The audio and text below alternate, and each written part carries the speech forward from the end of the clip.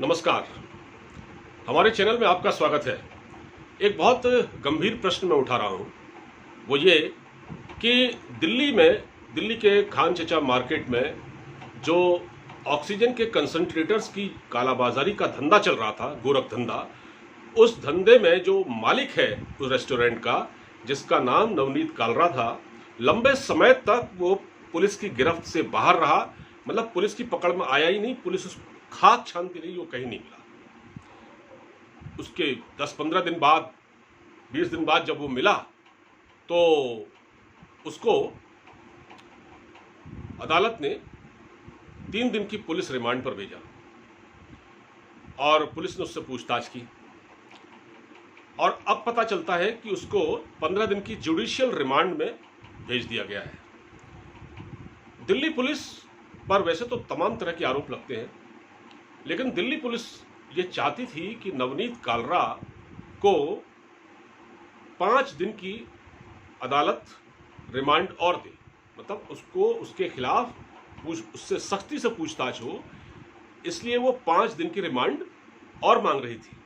लेकिन अदालत ने उसको वो रिमांड नहीं दी, मतलब वो अर्जी पुलिस की खारिज कर दी कि इससे ज़्यादा रिमांड नहीं दी जा सकती, क्योंकि अक्सर जो अपराधी होते हैं वो पुलिस की रिमांड से बचते हैं, क्योंकि पुलिस बहुत सख्त पूछताछ करती है।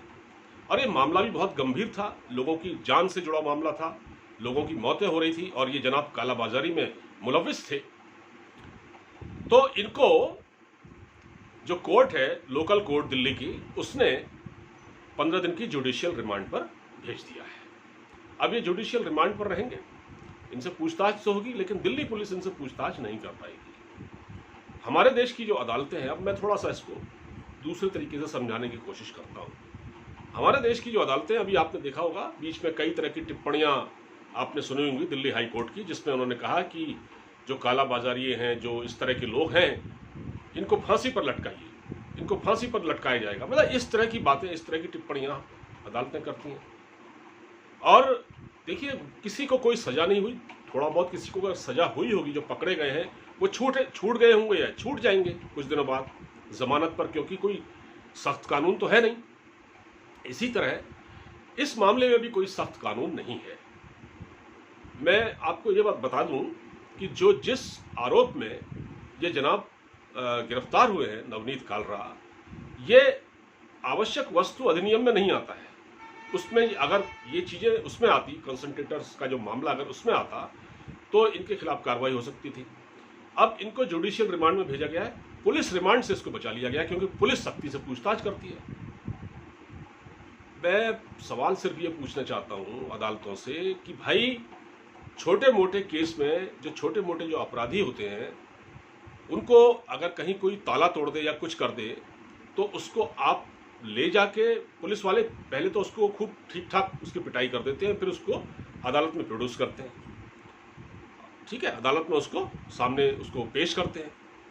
अब आप ये बताइए कि उनके लिए तो कोई अदालत मना नहीं करती। उनको तो अगर पुलिस वाले कहते हैं कि 10 दिन की रिमांड दे दीजिए, 15 दिन की रिमांड दे दीजिए, तो अदालतें दे देती हैं, क्योंकि वो छोटा मोटा अपराधी है। लेकिन क्योंकि ये लोग मगरमच्छ टाइप के हैं, ये बड़े हैं, बड़े पेट वाले हैं, और इनके खिलाफ क्योंकि इनके बड़े बड़े राजनेताओं से, रसूखदार लोगों से संबंध है। हमने तो सुना है कि कोई अंतर्राष्ट्रीय क्रिकेटर है, उससे भी इसके कारोबारी रिश्ते हैं, अब पता नहीं कौन है वो। तो इतने बड़े बड़े लोग, ये लोग कानून को अपनी जेब में रखते हैं एक तरह से, तो इसीलिए अपराधियों के हौसले बुलंद होते हैं। और दिल्ली पुलिस ने जो रिमांड मांगी थी, उसको वो रिमांड नहीं दी गई। अगर दिल्ली पुलिस सख्ती से 5 दिन इनसे पूछताछ करती, तो इनको आटे दाल का भाव पता लग जाता, लेकिन नहीं हुआ। अब ये जुडिशियल रिमांड पर है, कुछ दिन बाद ये छूट जाएंगे, क्योंकि इनके पीछे जो है वो बड़े बड़े लोग हैं। आपका क्या कहना है इस बारे में, आप हमको बताइएगा। हमारे इस वीडियो पर टिप्पणी कीजिए, अपनी राय दीजिए और बताइए कि क्या ये सही हुआ है। नमस्कार।